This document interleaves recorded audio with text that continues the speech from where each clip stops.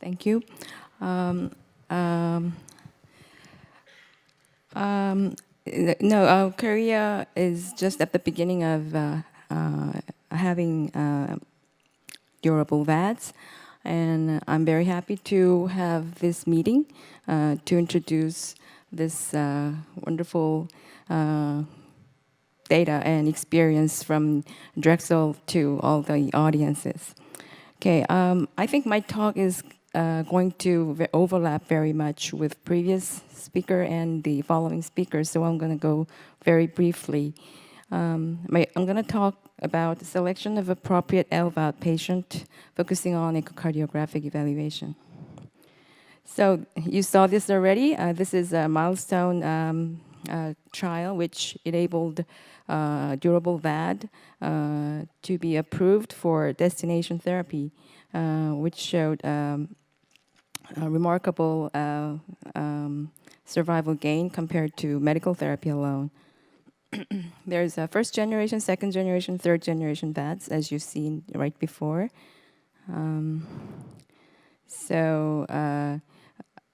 Most of the most popular LVADs were second generation HeartMate II, probably. But HeartMate III just had finished its randomized control study and published report on NEJM in February last month. So I think there's going to be a change. And there are also HVAD, third generation, that's keep used in U.S. And there's many percutaneous VADs coming, and it's getting popular. And I think Dr. Fisher is going to talk about that more. And since rematch trial in 2002, HeartMate XVE, the first generation one, got DT approved.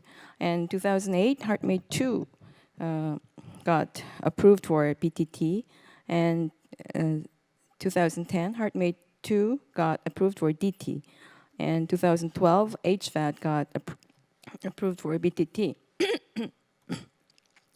And yet, HeartMate 3 and HVAD DT is not approved for DT or for commercial use in US yet, but they just published their results.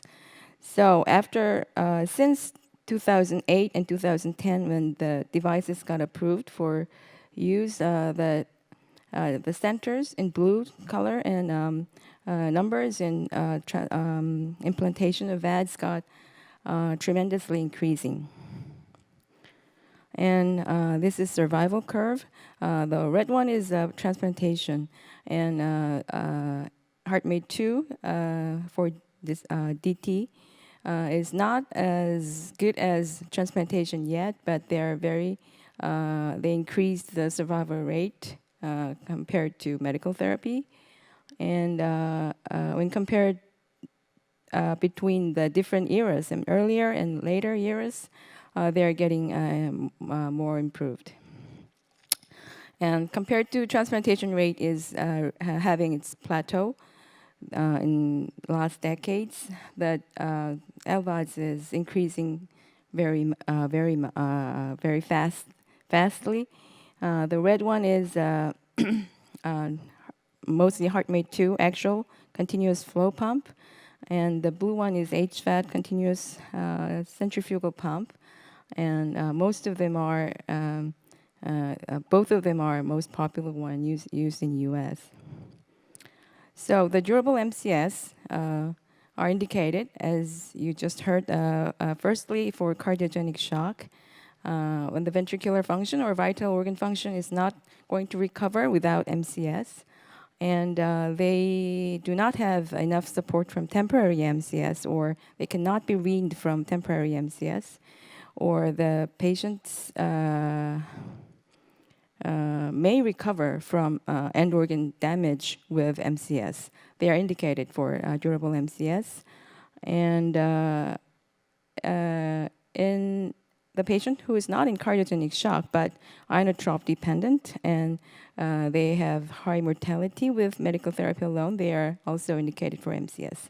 And as Dr. Eisen said, the more stable advanced heart failure patients are still in debate. So this is INTERMACS classification of clinical status. So level 1 is cardiogenic shock, and level 7 is advanced heart failure, but with stable symptoms. So most of the FDAs have approved LVADs in US in class 3B and 4, which is INTERMACS 1 to 6, but most of the implantation is done in class 2 to 3. And the reason INTERMACS criteria is important is they show different prognosis. Level 1, cardiogenic shock has worst prognosis, and compared to level 2 to 3, and it becomes the difference become bigger in old age. So all the LVAD patients should have,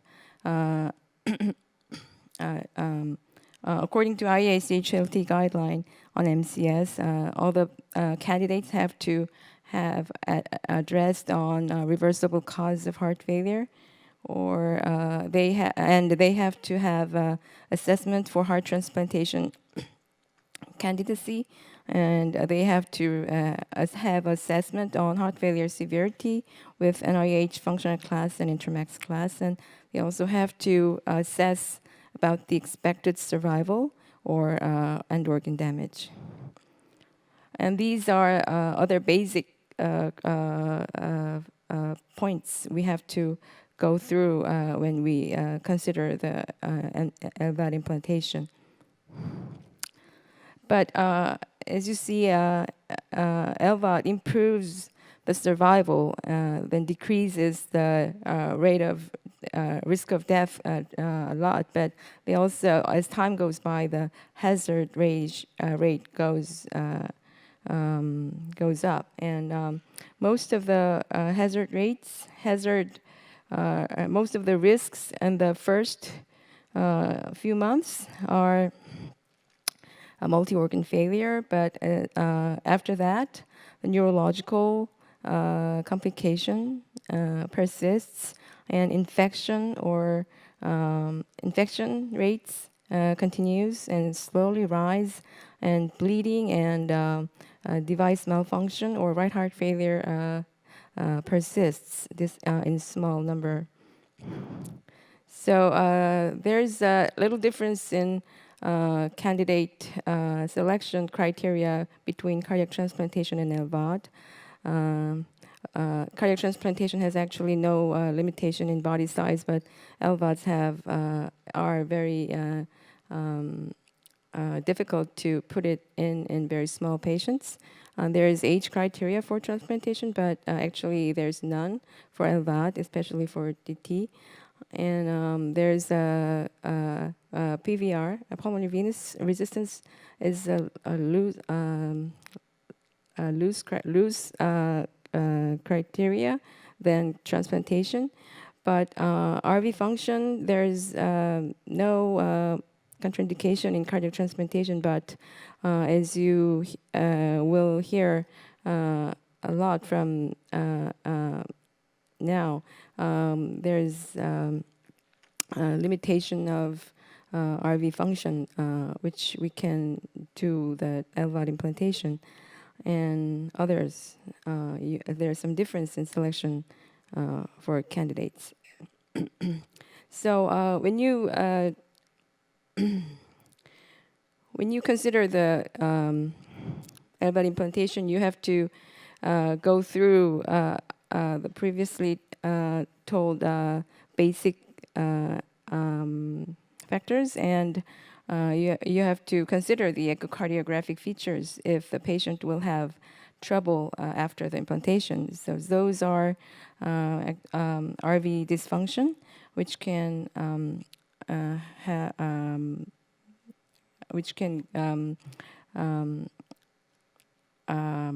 which can make a low pump flow, and severe TR, which can make aggravate RV dysfunction, or intracardiac thrombus, which can complicate the pump thrombosis or stroke, or aortic root aneurysms, and intracardiac shunt, or severe AR or mitral stenosis. Those are the echocardiographic troubles you should look at when you consider LVAD transplantation. So there is an ASE, there is a guideline from American Society of Echocardiography, and also ISHLT, that what we should look at before LVAD transplantation, LVAD implantation, with echocardiography, and intracardiac shunt. There we can accidentally find PFOs in the candidate, and they should, because it can deoxygenate the patient. We have to close the PFO or small ASDs at the time of implantation. So we have to look at the patient if they have intracardiac shunts. And for mitral valve disease, severe MR usually gets better after LVAD transplantation, LVAD implantation. So it's usually not a contraindication for MCS unless the patient is expected to recover. So mitral valve repair or mitral is not usually recommended, but mitral stenosis, significant mitral stenosis have to be repaired or replaced with tissue valve at the time of implantation. But if the patient has mechanical mitral valve, it is not usually recommended to change into tissue valves. But you have to be very careful in controlling INRs. And tricuspid valve, usually after unloading of the LV, the TR gets better, but in some case, significant TR may aggravate RV dysfunction. So more than moderate TR should be repaired at LVAD implantation. And aortic valve disease, I'm going to talk about it in a little bit more in detail. This is Columbia Group who compared the first generation HeartMate I and HeartMate II about the incidence of AR after implantation. They found that HeartMate II had more AR than HeartMate I, though it was not that significant because of its small number.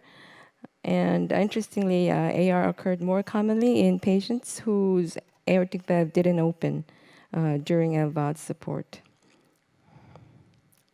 And the LVAD AR after LVAD implantation, the risk factors were small body habitus, or female, or who had baseline aortic root dimension, large root dimension, and who had elderly, and who had continuous flow LVAD compared to pulsatile flow, and who had worsening AR after implantation, or aortic root increase after implantation, and who has less opening of native aortic valve, or who had high pump speed, or so those were the risk factors from the study.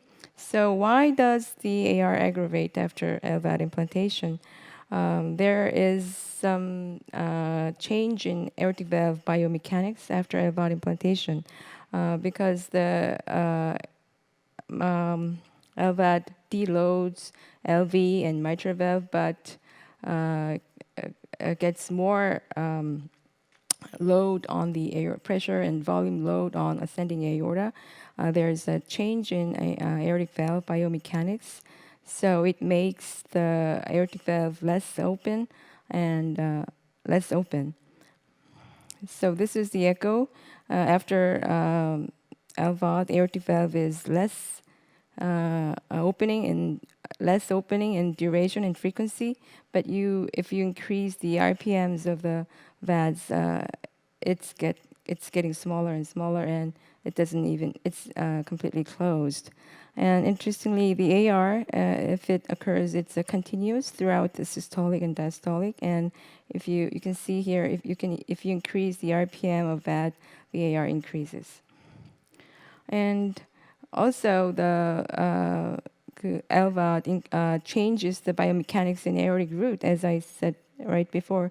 It puts more pressure on the aortic root, and it makes the aortic root remodeling and aortic valve degeneration. So all these factors are thought to make AR aggravation. And this is from Michigan group who reported result of the significant AR after LVAD implantation.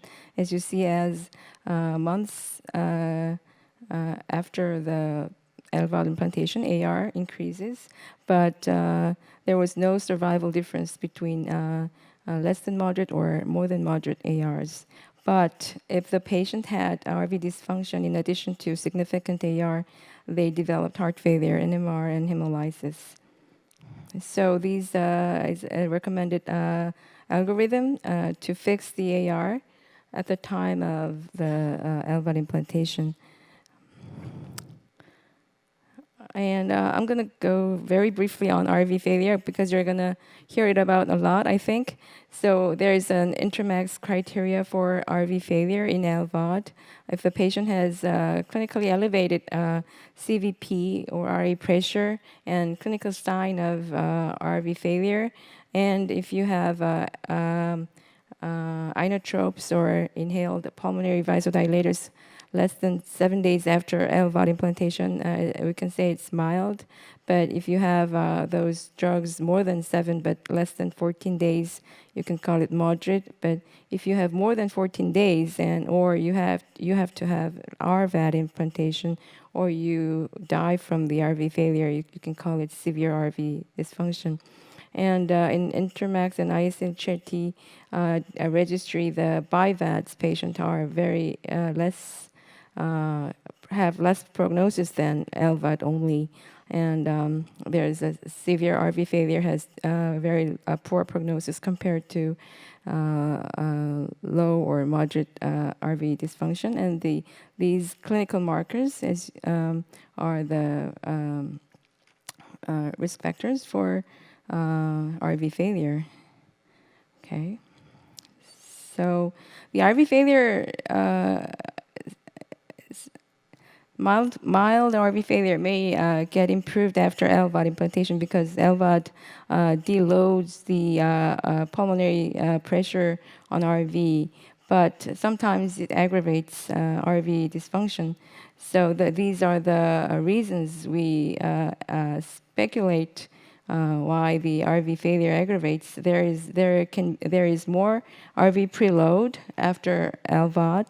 And because cardiac output increases, and there should be a decrease in RV afterload, but sometimes, for many reasons, RV afterload can increase, and there can be change in RV shape and contractility, or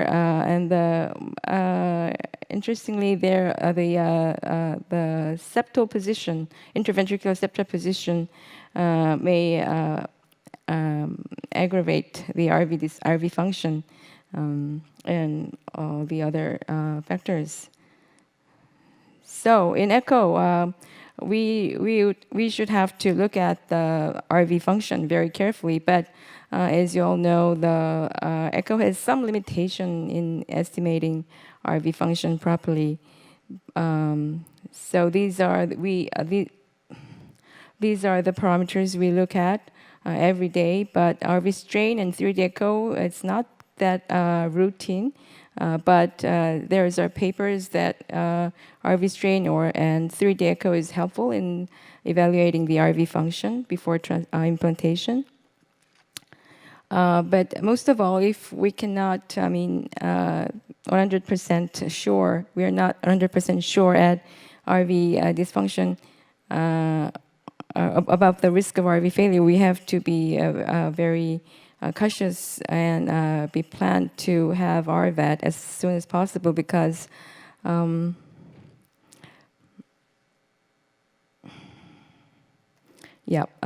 failure group survival was better who had RVAD implant within 24 hours compared to who had RVAD after 24 hours. So it better, we have to plan for RVAD if the patient has very borderline RV function.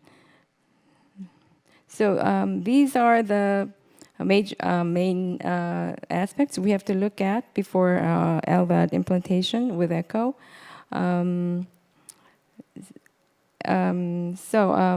LVAD implantation for DT is increasing rapidly due to aging population and shortage of donor heart. Survival rate of LVAD is improving due to improvement of device and appropriate patient selection. However, post-LVAD RV failure is a major cause of morbidity and mortality, in addition to other complications. So selection of appropriate patient by clinically and echocardiographically is very important, as well as in perioperative and postoperative management. Thank you.